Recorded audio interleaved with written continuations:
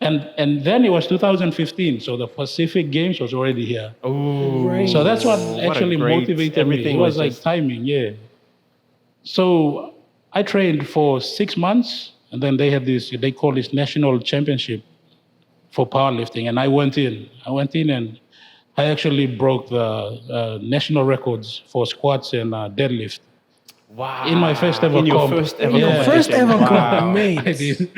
Yeah, but yeah. And then like I started getting attention. Like there was this guy. Sorry, just the streets. What Please was the go ahead. record? Sorry? What was the record? Thank you for asking. The record was 280 kgs. Right. And this was done by someone. It is like the heaviest squat Yeah, actually. yeah. But in my division, the actual record was just 250. Okay.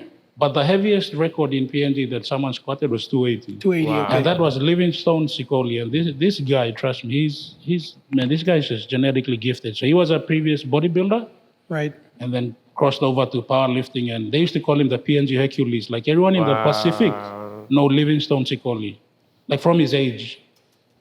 And man, I had so much respect for this guy. Like he just walks in, very humble. Won't even notice like this really muscular guy walking past, not knowing who he is. But then when you ask, you get to know him. But yeah, I went in, I broke the squat record. I squatted a 285 then. What? And then I deadlifted. My bench press was the weakest. Back then I only did like 150. And the record was 200 by Eddie. Oh, Edward Big Paluca, Eddie. yeah.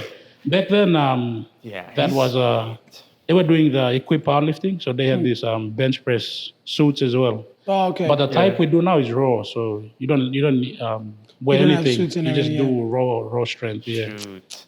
But he did bench press 200, so that was a Wow. record. So back then I didn't Yeah. beat it. And then the deadlift was around 270, and I broke 300. So